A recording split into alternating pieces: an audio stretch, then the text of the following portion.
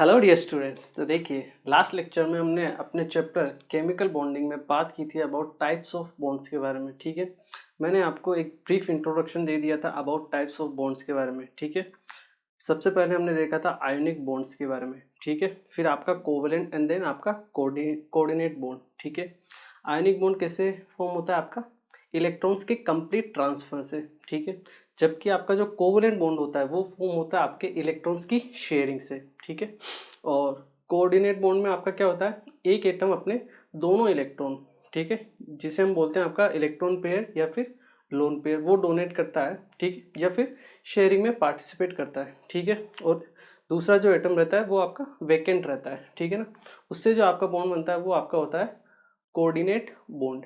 ठीक है, ये सब हमने लास्ट लेक्चर में देख लिए थे। ठीक है, आज हम फिर से आयोनिक बॉन्ड के टाइप को ही स्टार्ट करते हैं। ठीक है ना, आयोनिक बॉन्ड का थोड़ा सा पोर्शन होता है। ठीक है ना, उसको हम स्टार्ट करेंगे, उसको कंप्लीट करेंगे। उसके बाद हम पढ़ेंगे आपके दोबारा से आपके कोवलेंट बॉन्ड के बारे में। ठीक है, तो सबसे पहले हम आयोनिक बॉन्ड के बारे में बात करेंगे। ठीक है, तो देखिए, आयोनिक बॉन्ड में भी हम बात करेंगे क्योंकि आयोनिक बॉन्ड जो बनते हैं उनमें मैंने आपको बताया था कि लेटिस फॉर्म होता है। ठीक है ना, तो वो जानना इंपॉर्टेंट है कि लेटिस क्या क्या होता है, लेटिस एनर्जी क्या होता है, कौन कौन से फैक्टर्स जो होते हैं जो आपके लेटिस एनर्जी को इफेक्ट करते हैं। ठीक है ना, ये जानना बहुत इंपॉर्टेंट है। क्यों? क्योंकि जितना अच्छा और जितना स्ट्रॉन्ग आपका लेटिस बनता है उतना ही ज़्यादा आपकी आयोनिक बॉन्ड की जो स्ट्रेंथ होती है वो होती है। ठीक है ना, तो अगर आपको आयोनिक बॉन्ड की स्ट्रेंथ के बारे में पता करना है तो आपको लेटिस के बारे में पता करना बहुत ज़रूरी है। ठीक है, तो उसी के लिए हम पढ़ेंगे आज अपना topic that is lettuce energy. ठीक है ना, मैंने आपको लेटिस के बारे में वैसे लास्ट लेक्चर में बता दिया था कि लेटिस क्या होता है। ठीक है ना, लेटिस क्या होता है आपको मैंने आपको बताया था कि एक क्लोजली पैक्ड स्ट्रक्चर होता है। ठीक है ना, जिसमें केटायन जो होते हैं वो एनायन को और एनायन जो होते हैं केटायन को एक दूसरे को, जो अपोजिट चार्ज है वो क्या करते हैं, एक दूसरे को सराउंड करते हैं। ठीक है ना, और एक क्लोजली पैक्ड स्ट्रक्चर बनाते हैं जिसे हम बोलते हैं लेटिस। ठीक है, अब बात आती है लेटिस एनर्जी की। ठीक है ना, लेटिस एनर्जी, लेटिस एनर्जी क्या होती है इसके बारे में देखते हैं हम। ठीक है ना, तो देखिए, लेटिस एनर्जी को हम दो टाइप से डिफाइन करते हैं। जैसे मान लो जो आपका Na+ है, ठीक है, और Cl- है, ये मिलके आपस में फॉर्म करते हैं NaCl का लेटिस। ठीक है, तो देखिए, Na+ और Cl- मिलके आपस में फॉर्म करते हैं NaCl का लेटिस। तो अगर हमें लेटिस एनर्जी को डिफाइन करना है तो हम ये कह सकते हैं कि lettuce energy is the energy released. क्या होती है? Energy released when 1 mole of gaseous ions या फिर 1 मोल Na+ 1 मोल Cl- से मिलके अगर आपको 1 मोल लेटिस का फॉर्म करता है, ठीक है, तो जो एनर्जी रिलीज होती है उसे हम क्या बोलते हैं? आपकी लेटिस एनर्जी। ठीक है, so the amount of energy released when 1 mole of lattice ionic lattice is formed, ionic lattice is form, उसे हम क्या बोलेंगे? Lattice energy. या हम इसको एक और तरीके से डिफाइन कर सकते हैं कि अगर आपको ये जो आयोनिक लेटिस फॉर्म हुआ इसको अगर ब्रेक करना हो Na+ और Cl- मतलब इसके कॉन्स्टिट्यूएंट आयंस में, मतलब जिससे ये मिलके बना हुआ है उसमें अगर आपको ब्रेक करना है तो जो एनर्जी आपको देनी पड़ती है उसे हम क्या बोलते हैं? आपकी लेटिस एनर्जी। तो दो तरीके से हम इसको डिफाइन कर सकते हैं, या तो 1 मोल आपका आयोनिक लेटिस फॉर्म हो तब एनर्जी जो रिलीज होती है उसे हम बोलते हैं लेटिस एनर्जी, या फिर आपके 1 मोल आयोनिक लेटिस को ब्रेक करने के लिए जो एनर्जी देनी पड़ेगी, ठीक है, क्योंकि पहले एनर्जी एब्जॉर्ब हो रही थी, रिलीज हो रही थी, तो जब आपको इसको ब्रेक करना है तो आपको एनर्जी देनी पड़ेगी, मतलब एनर्जी क्या होगी? एब्जॉर्ब होगी। ठीक है, तो उसे हम बोल देंगे आपकी लेटिस एनर्जी। ठीक है, आई होप क्लियर हुआ होगा। इसकी डेफिनेशन हम लिख लेते हैं, the amount of energy, the amount of energy absorb to break 1 mole of 1 mole of ionic lattice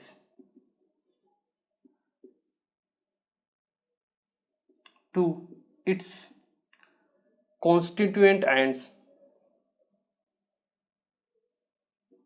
gaseous constituent ions। ठीक है ना, gaseous constituents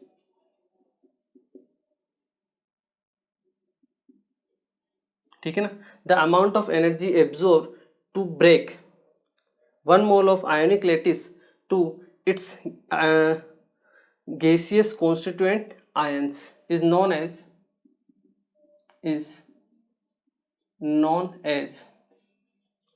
lattice energy। ठीक ना, कोई रटने की जरूरत नहीं है, केवल समझना है कि यहाँ भाई लेटिस एनर्जी क्या होती है। मेन चीज आती है कि फैक्टर्स जो होते हैं, कौन कौन से फैक्टर्स हैं जिनके ऊपर आपकी लेटिस एनर्जी डिपेंड करती है। ठीक है ना, पता होना चाहिए लेटिस क्या होता है और लेटिस एनर्जी क्या होती है। ठीक है ना, जो भी आयनिक लेटिस है उसको ब्रेक करना है। ठीक है, जो एनर्जी देनी पड़ेगी पर मोल उसे हम क्या बोलेंगे, lattice energy. Clear, simple.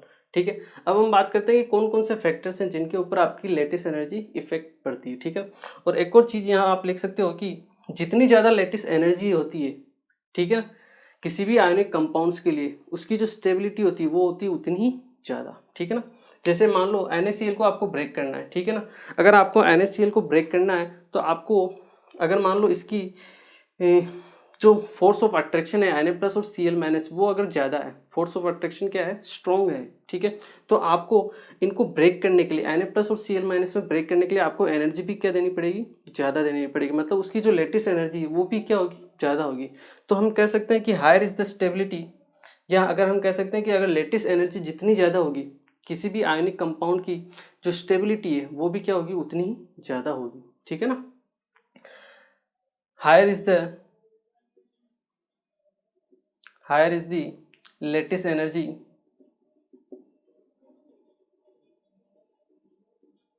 of any ionic compound,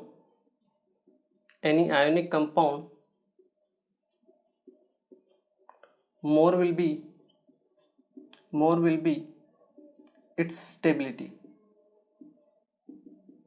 उसकी स्टेबिलिटी क्या होगी, उतनी ही ज़्यादा होगी। ठीक है, चलिए अब हम देखते हैं कि कौन कौन से फैक्टर्स हैं जिनके ऊपर आपकी लेटिस एनर्जी डिपेंड करती है। ठीक है ना, तो देखिए factors affecting lattice energy LE। ठीक है ना, चलिए तो देखिए सबसे पहले अगर हम बात करें तो जो लेटिस एनर्जी होती है दो फैक्टर्स के ऊपर डिपेंड करती है। ठीक है ना, डायरेक्ट हम लिखते हैं lattice energy is directly proportional to charge upon size. Charge upon size के रेशियो के ऊपर डिपेंड करती है। इसको हम चार्ज डेंसिटी भी बोलते हैं। क्या बोलते हैं, चार्ज डेंसिटी। कभी कभी ये टर्म लिखा हुआ आ जाता है चार्ज डेंसिटी। ठीक है ना, तो जो लेटिस एनर्जी है वो आपकी मेन किसके ऊपर डिपेंड है, चार्ज और साइज के ऊपर। ठीक है, जितना ज़्यादा चार्ज होगा किसी भी आयन के लिए उसकी लेटिस एनर्जी भी उतनी ही ज़्यादा होगी, और जितनी कम साइज होगी उसकी, ठीक है ना, उसकी लेटिस एनर्जी भी उतनी ही ज़्यादा होगी। देखिए अगर हम बात करें फोर्स का, फोर्स ऑफ अट्रैक्शन, फोर्स का फॉर्मूला क्या होता है, K(Q1Q2/R²। ठीक है, ये हमने फिजिक्स में पढ़ा हुआ है। ठीक है, अब देखिए यहाँ से हम कह सकते हैं कि अगर चार्ज ज़्यादा है तो Q1 और Q2 की वैल्यू भी क्या होगी, ज़्यादा होगी। तो मतलब उनके बीच में जो फोर्स ऑफ अट्रैक्शन है, ठीक है ना, Na और Cl के बीच में फोर्स ऑफ अट्रैक्शन वो क्या होगा, आपका ज़्यादा होगा। तो अगर आपको उसको ब्रेक करना है तो आपको एनर्जी भी ज़्यादा ही देनी पड़ेगी, तो आपकी जो लेटिस एनर्जी है वो भी होगी ज़्यादा। ठीक है, ये तो हुआ किसके लिए, चार्ज के लिए। ठीक है, अगर हम बात करें एग्जाम्पल लें, जैसे अगर आप एग्जाम्पल की बात करो NaF, MgF2 और AlF3। ठीक है, ये मैंने आपको 3 कंपाउंड दे दिए। ठीक है, अब आपको पता करना है कि इनमें लेटिस एनर्जी का क्या ऑर्डर रहेगा। तो देखिए लेटिस एनर्जी सीधा सिंपल है, directly proportional to charge upon size. ठीक है, सब में आपका एनायन तो फिक्स है जिसके ऊपर -1 चार्ज है। ठीक है, एनायन तो -1 है, चेंज कौन हो रहा है, केटायन हो रहा है, उसके ऊपर चार्ज अलग अलग है। सोडियम के ऊपर +1, मैग्नीशियम पे +2 और एल्यूमिनियम पे है आपका +3 चार्ज। ठीक है, तो अब आपको चार्ज से देखना है। ठीक है, जिसके ऊपर जितना ज़्यादा चार्ज है उसकी लेटिस एनर्जी क्या होगी, उतनी ही ज़्यादा होगी। तो AlF3 की सबसे ज़्यादा, then MgF2 and then NaF। Clear, चलिए एक एग्जांपल और लेते हैं इसका, Na2O, MgO और Al2O3। ठीक है, इन तीनों में हमें कंपैरिजन करना हो तो भी कोई दिक्कत नहीं। एनायन तो आपका सब में फिक्स है, ऑक्सीजन है, ठीक है, -2 उस पर चार्ज होता है।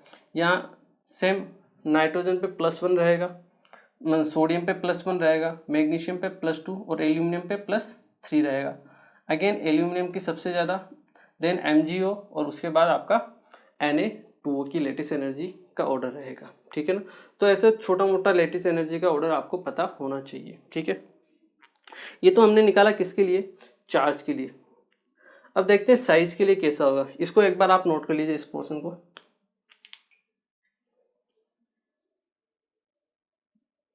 ओके चलिए, अगर हम बात करें अभी साइज के बारे में तो देखिए साइज जितना छोटा होता है, ठीक है ना, उसकी जो पैकिंग होती है उतनी ही ज़्यादा अच्छी होती है, ठीक है। अगर हम साइज के लिए देखें कि साइज का ऑर्डर कैसे आता है तो देखिए, अगर हम बात करें जैसे 2 एटम्स हैं, ठीक है ना, ये आपका फर्स्ट एटम हो गया। देखिए लेटिस फॉर्म करेंगे, ठीक है, लेटिस फॉर्म करते हैं। जैसे मान लो आपके ये 2 आने, 2 चार्ज स्पीसीज है, ठीक है। एक तो ये इनके बीच की डिस्टेंस हो गई, इंटरन्यूक्लियर डिस्टेंस अगर हम बात करें, इसकी रेडियस मान लो r1 है, इसकी रेडियस है आपका r2, ठीक है। तो इनके बीच की डिस्टेंस हमने मान ली r, ठीक है। चलिए एक r1 हमने मान ली, ठीक है। अब मान लो साइज जो है बड़ा हो जाए, ठीक है। देखिए एटम का साइज मान लो अब बड़ा हो गया,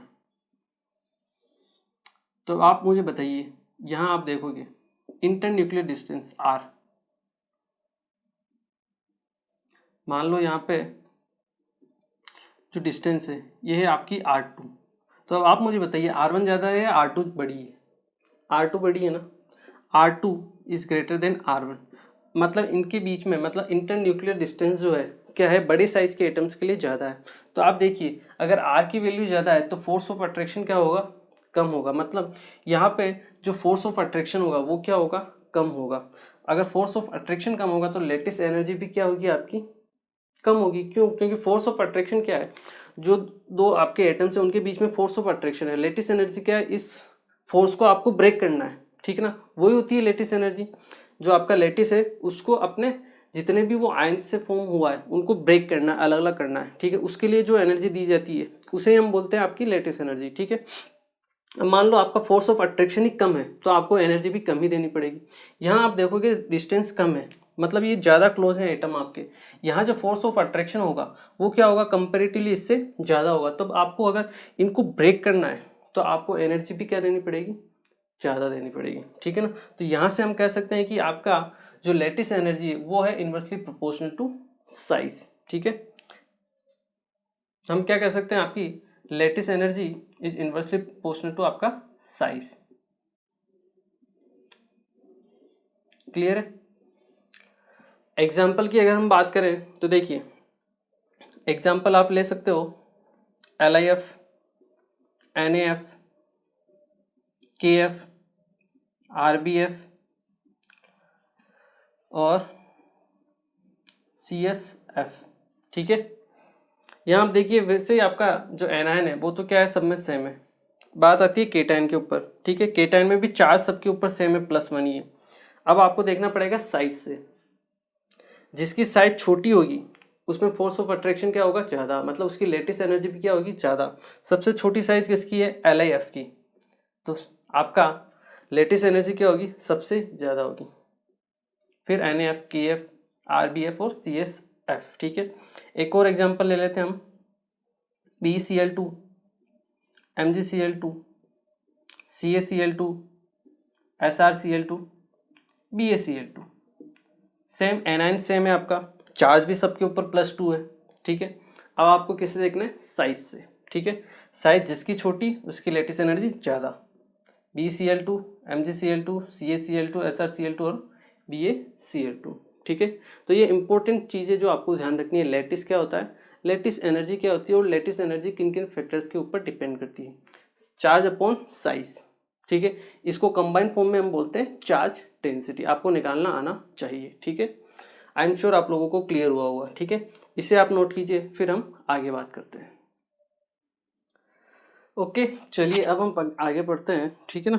आई होप लास्ट वाला आपने नोट कर लिया होगा। अब हम पढ़ते हैं आपके आयोनिक जो आपका बॉन्ड होता है उसके अंदर कोवलेंट कैरेक्टर्स इंट्रोड्यूस हो जाते हैं। वो कैसे होते हैं वो हम देखते हैं, ठीक है ना। तो हम कह सकते हैं कोवलेंट कैरेक्टर्स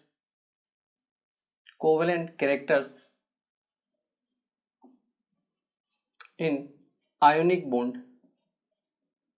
कैसे आपके आयोनिक बॉन्ड में कोवलेंट कैरेक्टर इंट्रोड्यूस होते हैं, ठीक है, जिसे हम जानते हैं फेजांस रूल से। किस रूल से? फेजांस रूल से। तो देखिए हमने आयोनिक बॉन्ड पढ़ा है और कोवलेंट बॉन्ड भी पढ़ा है, ठीक है ना। तो दुनिया में ऐसा कोई भी आपका बॉन्ड नहीं है जो 100% आयोनिक हो और वो 100% कोवलेंट हो, ठीक है ना। ऐसा प्योर फॉर्म में कोई बॉन्ड नहीं होता है। कोवलेंट बॉन्ड में भी कुछ ना कुछ आयोनिक बॉन्ड के कैरेक्टर रहते हैं। ये हमने पढ़ा था पीरियोडिक टेबल में, ठीक है ना, जब हमने परसेंटेज आयोनिक कैरेक्टर निकालना सीखा था किसी भी कोवलेंट बॉन्ड में, ठीक है। वैसे ही सेम उसी तरीके से किसी भी आयोनिक बॉन्ड में कुछ ना कुछ कोवलेंट कैरेक्टर्स जरूर रहते हैं, ठीक है। और उन्हें हमें बताया था, जो साइंटिस्ट था वो था आपका फैजान, और उसने हमें इसके बारे में बताया था। और ये हमारे लिए बहुत इंपॉर्टेंट है जानना कि होता क्या है ये, ठीक है ना। तो देखिए सबसे पहले तो हम स्टेटमेंट लिख लेते हैं इसका, कि स्टेटमेंट क्या है, कि हम कह सकते हैं there is always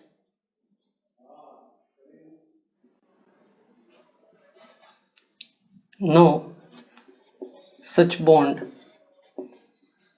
are present. There is no such bond are present which are completely ionic or completely covalent in nature, ठीक है। दुनिया में ऐसा एज सच कोई भी आपका बॉन्ड नहीं है जो 100% आपका कंप्लीटली या तो आयोनिक हो या फिर आपका कोवलेंट हो इन नेचर में, ठीक है। There is always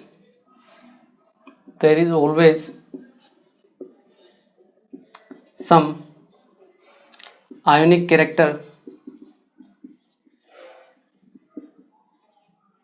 in covalent bond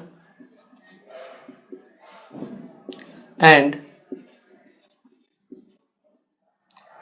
some covalent character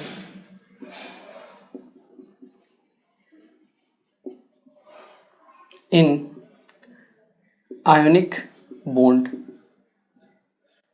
ठीक है ना। चलिए there is always some ionic character in covalent bond and some covalent character in ionic bond, ठीक है ना, प्रेजेंट। ये तो हुआ कि क्या होता है आपका कोवलेंट कैरेक्टर, ठीक है ना। चलिए इसके बाद हम देखते हैं फेजांस रूल्स क्या होता है, ठीक है ना। इसको एक बार आप नोट कर लीजिए, ठीक है ना, क्लियर है। चलिए अब हम देखते हैं आपका फेजांस रूल क्या होता है और ये हमें क्या बताता है, ठीक है ना। इसके जरिए हम क्या कर सकते हैं, कोवलेंट कैरेक्टर्स पता कर सकते हैं आयोनिक बॉन्ड में, पहली बात तो ये, ठीक है। दूसरी बात, इससे हमें क्वांटिटेटिव एनालिसिस नहीं मिलता है, हमें क्वालिटेटिव एनालिसिस मिलता है। मतलब हम ये नहीं कह सकते कि 10%, 20% या 30% आपका कोवलेंट कैरेक्टर होगा आयोनिक बॉन्ड में, लेकिन हम कह सकते हैं, कंपैरिजन कर सकते हैं कि किसमें आपका कोवलेंट कैरेक्टर ज़्यादा होगा और किसमें कम होगा, ठीक है ना। मतलब क्वालिटेटिव एनालिसिस कर सकते हैं, ना कि क्वांटिटेटिव एनालिसिस, ठीक है ना। ये चीज़ आपको ध्यान रखनी है, ठीक है ना।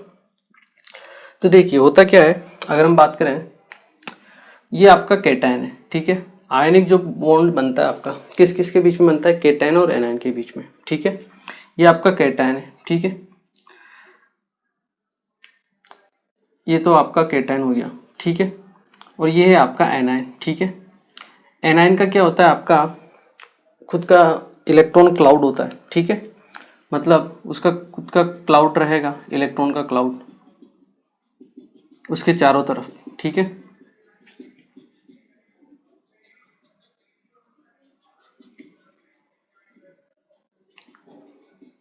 ये आपका हो गया आपका एनायन, ठीक है। अब देखिए केटायन और एनायन दोनों से मिलके आपका क्या बनता है, ये तो आपका न्यूक्लियस है, ठीक है ना, दोनों का न्यूक्लियस, ठीक है। देखिए केटायन और एनायन से आपका क्या बनता है, आयनिक बॉन्ड बनता है, ठीक है। लेकिन केटायन की जो टेंडेंसी होती है आप देखोगे कि नेचुरल टेंडेंसी है, केटायन की टेंडेंसी जो होती है वो क्या होती है, एनायन का जो इलेक्ट्रॉन क्लाउड है ये इसका इलेक्ट्रॉन क्लाउड है, ठीक है, अट्रैक्ट करने की टेंडेंसी होती है, ठीक है, पॉजिटिव है, नेगेटिव को अट्रैक्ट करेगा, मतलब केटायन जो है वो क्या करेगा, एनायन को अपनी तरफ अट्रैक्ट करेगा, यहाँ से जो इलेक्ट्रॉन क्लाउड है उसको क्या करेगा, ये अपनी तरफ अट्रैक्ट करेगा, ठीक है, क्योंकि आपका यहाँ पे एनायन की तरफ देखा जाए तो electron cloud high electron density होती है यहाँ पे, ठीक है ना, इसलिए जो इलेक्ट्रॉन आपका एनायन का जो न्यूक्लियस होता है वो आपका जो इलेक्ट्रॉन क्लाउड है उसके ऊपर उसका जो अट्रैक्शन फोर्स वर्क करना चाहिए उतना कम कर नहीं पाता, मतलब कम उसका अट्रैक्शन फोर्स वर्क कर पाता है, ठीक है। वहीं आप देखोगे कैटायन में यहाँ पे जेड इफेक्टिव जो होता है हाई होता है, ठीक है, हाई होता है, क्योंकि एक तो स्मॉल साइज है, ठीक है, तो जितना भी कॉन्सेंट्रेशन होगा, ठीक है ना, न्यूक्लियस का, वो अपने फुल पावर से इलेक्ट्रॉन क्लाउड जो है एनायन के उसको अपनी तरफ क्या करेगा, अट्रैक्ट करेगा, ठीक है। यहाँ पे high density, high charge density है, ठीक है, स्मॉल साइज है, स्मॉल साइज की वजह से हाई इलेक्ट्रॉन मतलब हाई डेंसिटी है, जेड इफेक्टिव हाई है इसका, ठीक है। तो होता क्या है, ये जो कैटायन है ये तो अपनी एक्चुअल फिल्म है, ठीक है ना, मतलब जो मतलब थ्योरेटिकल फिल्म है कि ऐसा होता है, ठीक है, ये कैटायन और ये एनायन है दोनों से मिलके अपना आयनिक बॉन्ड बनता है, ठीक है, लेकिन एक्चुअल में होता क्या है कि ये जो कैटायन है, ठीक है, ये इस इलेक्ट्रॉन क्लाउड को क्या करता है, अपनी तरफ अट्रैक्ट करता है, ठीक है, अट्रैक्ट करने की वजह से होता क्या है, देखिए ये जो इलेक्ट्रॉन क्लाउड है आपका एनायन का वो शिफ्ट होता है किसकी तरफ, आपके कैटायन की तरफ, ठीक है। तो इसका जो एक्चुअल शेप हो जाता है वो इस टाइप का हो जाता है,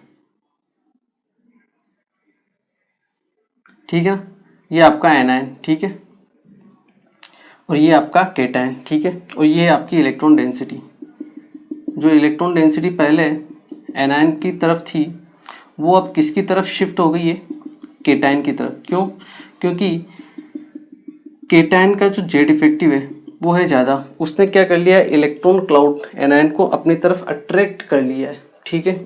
इसी शिफ्टिंग की वजह से अब क्या हो रही है, जो पहले आयनिक बॉन्ड था, ठीक है, आयनिक बॉन्ड बनता है इलेक्ट्रॉन के कंप्लीट ट्रांसफर से, अब यहाँ पे क्या हो रही है, इलेक्ट्रॉन्स की शेयरिंग हो गई, ये जो पोर्शन है आप देखोगे यहाँ पे क्या हो रही है, इलेक्ट्रॉन की शेयरिंग हो रही है कैटायन और एनायन के बीच में, ठीक है।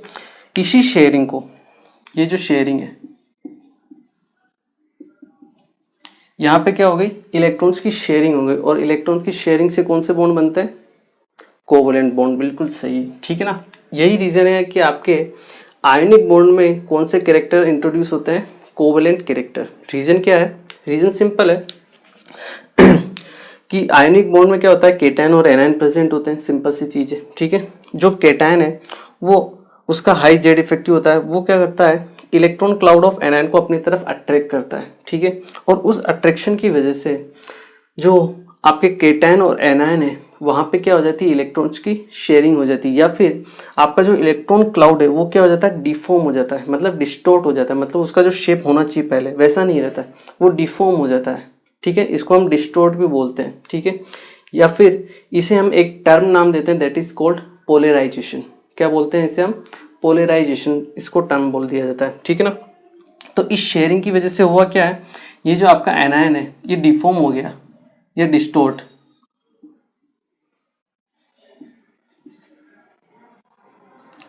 या इसको हम बोल सकते हैं डिफॉर्म, इसकी शेप चेंज हो गई, ठीक है। इसी चीज को हम बोलते हैं पोलराइजेशन। क्या बोलते हैं हम, polarisation.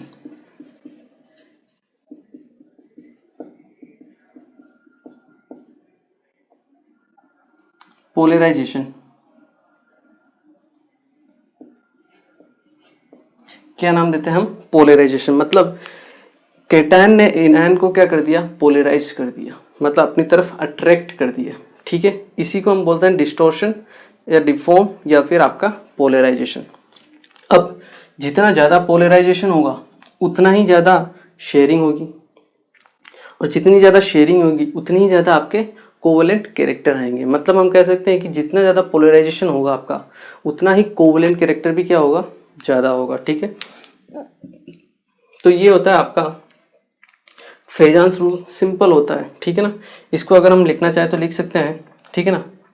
In ionic bond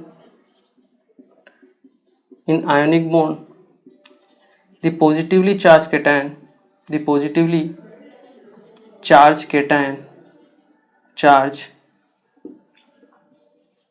cation attracts the negatively charged electron cloud towards itself,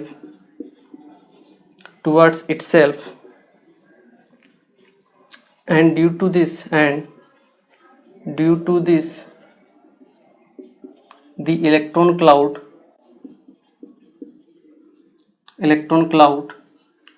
of anion get distorted या डिफॉर्म, ठीक है ना। Due to this the electron cloud of anion get distorted and this distortion, ठीक है ना, this distortion is known as polarization. इसे ही हम क्या बोलते हैं, पोलराइजेशन बोलते हैं, ठीक है। अब जितना ज़्यादा आपका पोलराइजेशन होगा उतना ही ज़्यादा, या फिर जितनी ज़्यादा शेयरिंग होगी, ठीक है, उतना ही ज़्यादा पोलराइजेशन होगा, और जितने ज़्यादा पोलराइजेशन होगा उतनी ज़्यादा कोवेलेंट कैरेक्टर होंगे, ठीक है। तो हम कह सकते हैं कि कोवेलेंट कैरेक्टर जो होते हैं, यहीं आप लिख लीजिए, कोवेलेंट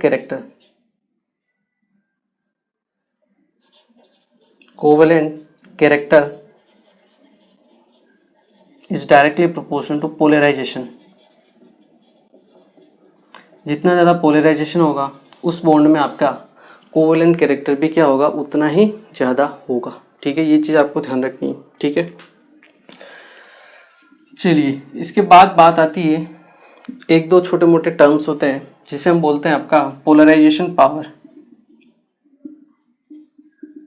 पोलराइजेशन पावर क्या होती है, ये हम डिफाइन करते हैं फॉर केटाइन। तो जितनी ज़्यादा टेंडेंसी होगी या जितनी ज़्यादा एबिलिटी होगी केटाइन की एनायन को पोलराइज करने की, ठीक है, उसे हम क्या बोलते हैं, पोलराइजेशन पावर। क्योंकि जो केटाइन है वही तो क्या कर रहा है, आपके इलेक्ट्रॉन क्लाउड ऑफ एनायन को डिफॉर्म कर रहा है, ठीक है। तो हम पोलराइजेशन पावर किसके लिए लिखेंगे, किसके लिए, केटाइन के लिए, फॉर केटाइन, ठीक है। तो हम कह सकते हैं the ability of cation to deform the electron cloud of anion, ठीक है, उसे हम क्या बोलेंगे, आपकी पोलराइजेशन पावर, ठीक है। एक होती है पोलराइजेबिलिटी।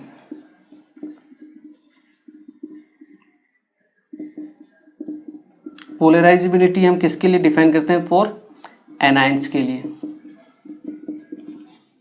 कि ये कितना ज़्यादा डिफॉर्म हो रहा है, ठीक है। डिफॉर्म कर कौन रहा है, केटाइन, डिफॉर्म हो कौन रहा है, एनायन। तो पोलराइजेबिलिटी हम डिफाइन करते हैं किसके लिए, फॉर एनायंस के लिए, ठीक है। तो हम कह सकते हैं the tendency of anion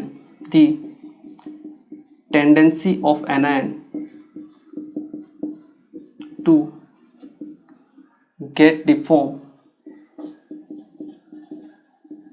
is called polarizability.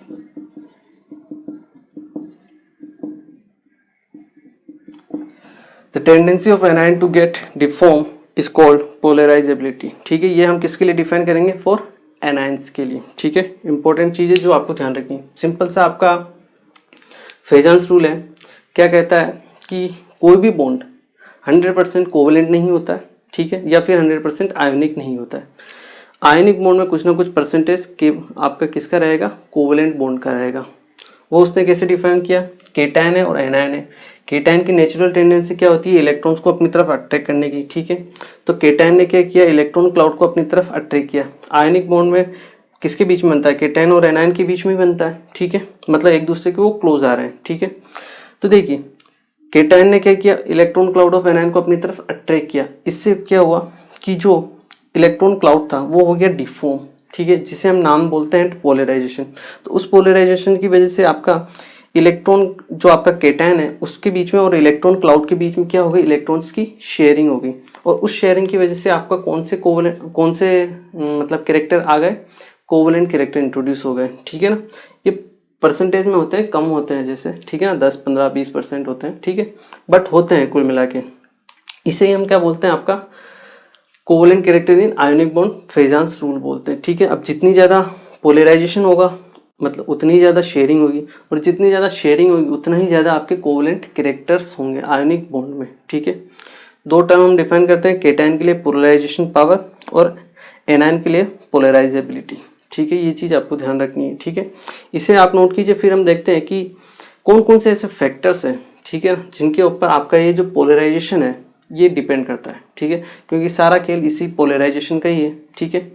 किसी के लिए ज़्यादा है, किसके लिए कम है, वो अपने को डिफाइन करना है। तो कौन कौन से फैक्टर्स है जिनके ऊपर आपका पोलराइजेशन इफेक्ट डालता है, ठीक है, जिसके ऊपर डिपेंड करता है, वो हम देखते हैं, ठीक है ना। एक बार आप इसे नोट कीजिए। चलिए अब हम देखते हैं कि कौन कौन से फैक्टर्स हैं जो इफेक्ट डालते हैं आपके पोलराइजेशन को, ठीक है। तो केटायन के लिए रहेंगे और कुछ फैक्टर आपके किसके लिए रहेंगे, एनायन के लिए, ठीक है ना। तो सबसे पहले हम पढ़ लेते हैं आपके केटायंस के लिए, ठीक है।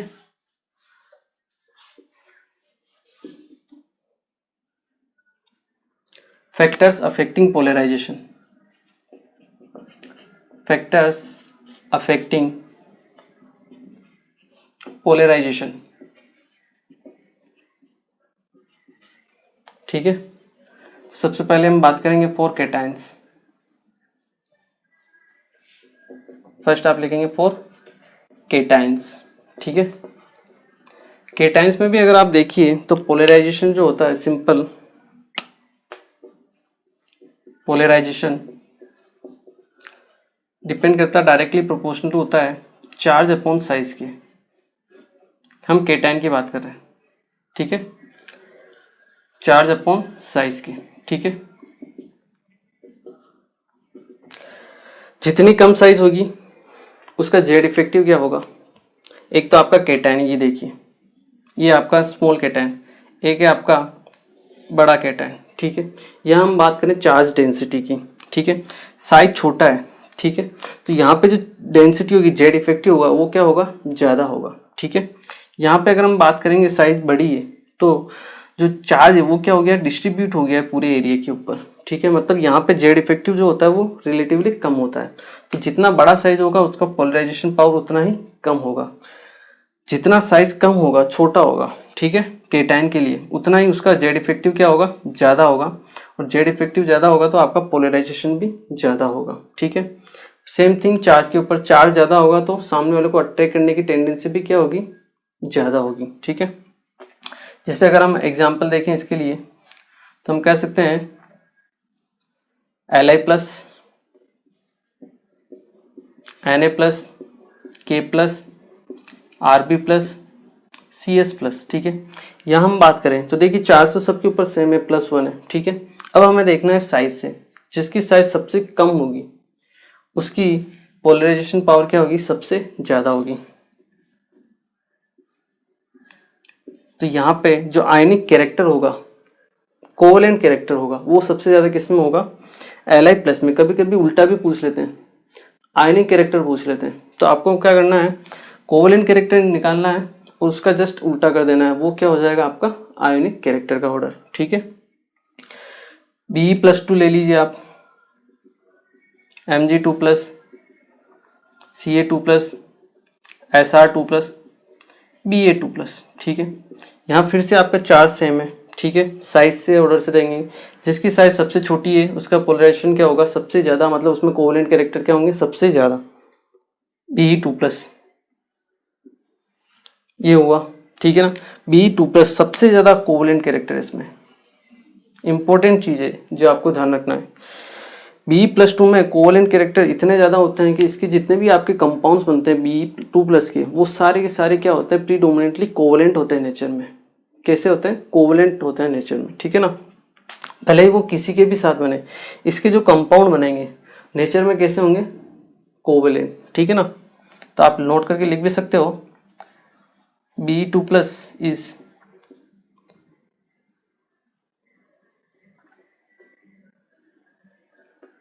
Have very high covalent character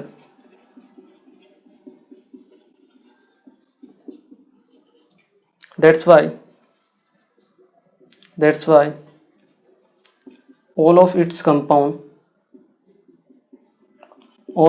compounds are predominantly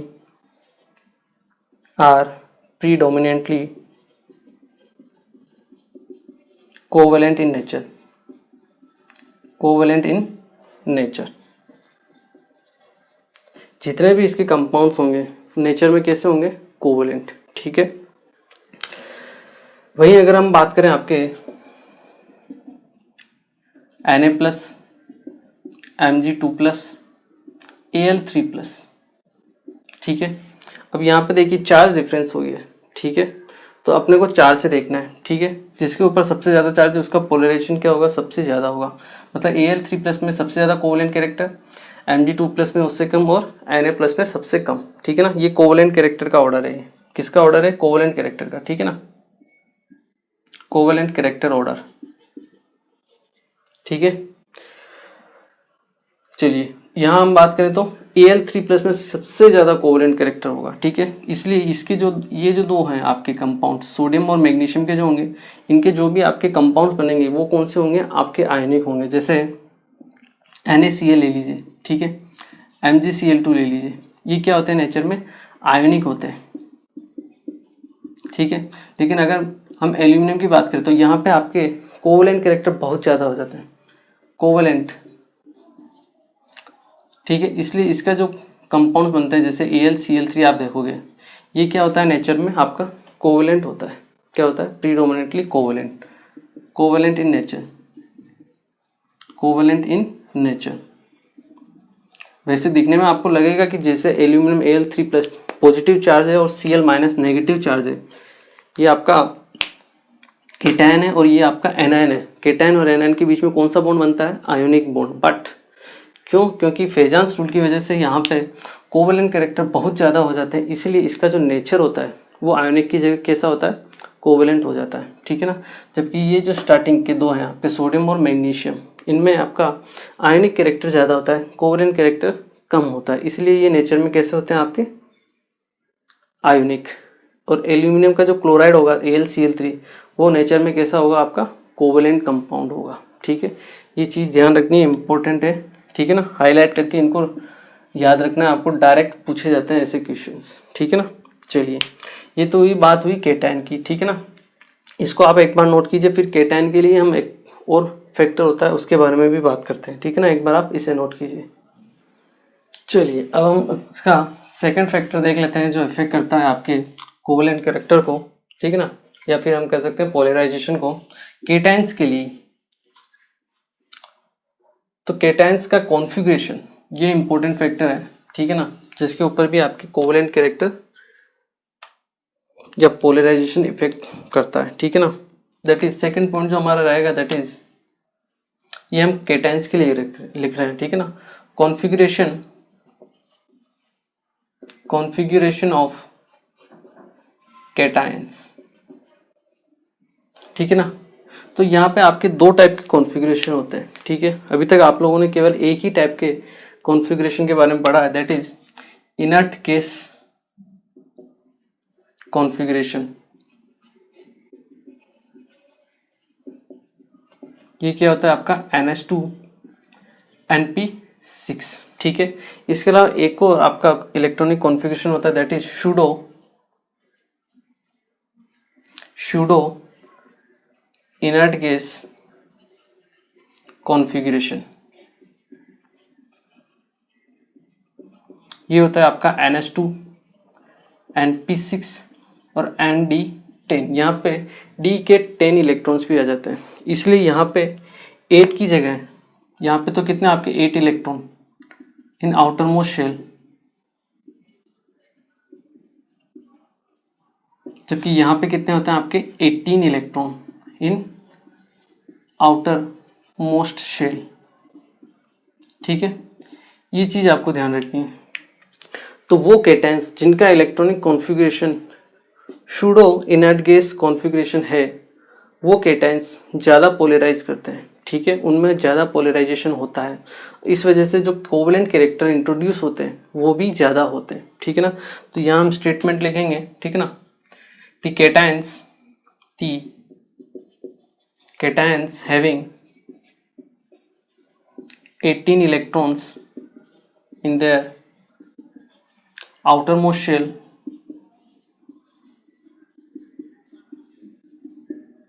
will bring more polarization।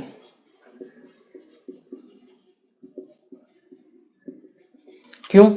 क्योंकि देखिए 18 इलेक्ट्रॉन आउटर मोस्ट शेल में तो आपके पास नंबर ऑफ इलेक्ट्रॉन्स ज़्यादा है, तो इस हिसाब से नंबर ऑफ प्रोटॉन्स भी ज़्यादा होंगे।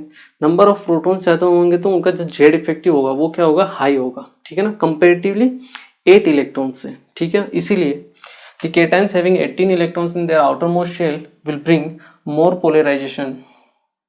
आप लिख लीजिए due to high Z effective, और आप लिख लीजिए more number of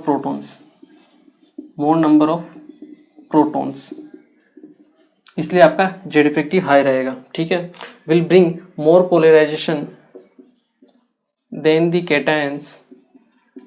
cations having 8 electrons in their outermost shell. ठीक है, और ये मैक्सिमम आप कहाँ देखोगे, 18 इलेक्ट्रॉन आउटर मोस्ट शेल में डी ब्लॉक के एलिमेंट्स में। ठीक है ना, तो डी ब्लॉक के जो केटायंस होंगे वहाँ पे आपको ये दिखेगा। जैसे हम एग्जांपल बात करें CuCl और आपको NaCl, इन दोनों में पूछा जाए कि किसमें कोवलेंट कैरेक्टर्स ज़्यादा होंगे। ठीक है, तो आप देखिए यहाँ पे बनेगा आपके पास Cu+ और यहाँ बनेगा आपके पास Na+। ठीक है, आपको दिख रहा है डी ब्लॉक का है, आप डायरेक्टली, और ये आपका एस ब्लॉक का, आप डायरेक्ट बिना कैलकुलेशन के कह सकते हो कि डी ब्लॉक में नंबर ऑफ प्रोटॉन्स ज़्यादा होंगे, नंबर ऑफ इलेक्ट्रॉन्स ज़्यादा होंगे, इसलिए यहाँ पे जेड इफेक्टिव ज़्यादा होगा और यहाँ पे क्या होगा आपका कोवलेंट कैरेक्टर भी, या फिर हम कह सकते हैं पोलराइजेशन जो होगा वो ज़्यादा होगा। ठीक है, इसके अलावा आप देखिए Cu की बात करें, इसका अगर इलेक्ट्रॉनिक कॉन्फ़िगरेशन देखें, ये होता है आपका आर्गन, उसके बाद आता है आपका 3d10 4s1। ठीक है, Cu+ में एक इलेक्ट्रॉन यहाँ से चला जाएगा और यहाँ पे बचेगा आपका 3d से पहले 3p और 3s फुल हो चुके होंगे। ठीक है ना, तो यहाँ हम लिखेंगे 3s2 3p6 और फिर आएगा 3d10। ठीक है, तो ये हो गए आपके 18 इलेक्ट्रॉन्स। ठीक है, इससे पहले भी रहेंगे आपके 1s2 2s2 2p6 वाले। ठीक है ना, उनको भी आपको काउंट करना है। ठीक है, 1s2 2s2 और 2p6 10 इलेक्ट्रॉन तो वो, और ये आपके 18 इलेक्ट्रॉन, ये आउटर मोस्ट शेल है, थर्ड शेल। ठीक है, 18 इलेक्ट्रॉन। वही हम सोडियम की बात करें, ये क्या होता है 1s2 2s2 2p6 3s1। Na+ में क्या हो जाएगा आपका 2s2 2p6, एक s से एक इलेक्ट्रॉन निकल गया। ठीक है, 3s से ये कितने इलेक्ट्रॉन बचे, 8 इलेक्ट्रॉन। आप देख लीजिए pseudo inert gas electronic configuration है, इसीलिए आपके CuCl का जो कोवलेंट कैरेक्टर होगा वो ज़्यादा होगा, या फिर पोलराइजेशन जो होगा वो किस में ज़्यादा होगा, आपके CuCl में, उसके बाद होगा आपके NaCl में। ठीक है ना, तो ये इंपॉर्टेंट चीज़ें जो आपको ध्यान रखनी है केटायंस के लिए। ठीक है, चलिए एक बार आप इसे नोट कीजिए। जैसे कॉपर है, इसके अलावा आप Ag+ ले लीजिए। ठीक है, या फिर आप Au+ ले लीजिए, इसके अलावा जिंक ले लीजिए 2+। ठीक है, कैडमियम 2+, Hg2+, ये सब किस कैटेगरी में आएंगे, आपके pseudo inert gas electronic configuration category में। Na+ की जगह आप ले लीजिए Mg2+, उसके बाद आप ले लीजिए K+। ठीक है ना, Ca2+ ले लीजिए। ठीक है ना, Sr2+ ले लीजिए। ये आपके किस कैटेगरी में आएंगे, आपके इनर्ट गैस 8 इलेक्ट्रॉन वाले की कैटेगरी में आएंगे। ठीक है ना, तो ये चीज़ें जो आपको ध्यान रखनी है। ठीक है ना, इनमें से कोई भी कंपाउंड दे दिया जाए और इनमें से कोई भी दे दिया जाए, कोवेलेंट कैरेक्टर किस में ज़्यादा होगा या फिर पोलराइजेशन किस में ज़्यादा होगा, इनर्ट केस वाले में, सूडो इनर्ट केस वाले में जिसमें 18 इलेक्ट्रॉन हो आउटर मोशन में, ठीक है। ये चीज़ आपको ध्यान रखनी है, ठीक है, एक बार आप इसे नोट कीजिए। ओके गाइस, तो देखिए आज के लेक्चर में हमने बात की इम्पोर्टेंट थी लेटिस एनर्जी के बारे में, ठीक है, किसके ऊपर डिपेंड करती है, चार्ज अपॉन साइज के बारे में, ठीक है। उसके बाद हमने बात की कि कैसे किसी भी आयोनिक बॉन्ड के अंदर आपके कोवेलेंट कैरेक्टर इंट्रोड्यूस हो जाते हैं, ठीक है, जिसे बताया था सबसे पहले आपके फेजांस ने, ठीक है। वो डिपेंड करते हैं किसके ऊपर, केटायन और एनायन के ऊपर। केटायन के ऊपर कैसे डिपेंड करते हैं, मैंने आपको बताया चार्ज अपॉन साइज से, ठीक है। हम देख सकते हैं किस केटायंस के लिए ज़्यादा होंगे और किसके लिए आपके कोवेलेंट कैरेक्टर कम होंगे, ठीक है। उसके बाद केटायन के इलेक्ट्रॉनिक कॉन्फ़िगरेशन उसके ऊपर भी डिपेंड करते हैं, ठीक है, आपके पोलराइजेशन, ठीक है। तो नेक्स्ट लेक्चर, आज के लेक्चर को हम यही फिनिश करते हैं, ठीक है। और नेक्स्ट लेक्चर में हम बात करेंगे एनायंस के लिए कि कैसे एनायंस के ऊपर डिपेंड करते हैं आपके कोवेलेंट कैरेक्टर, ठीक है। तो मिलते हैं फिर next lecture. Thank you very much.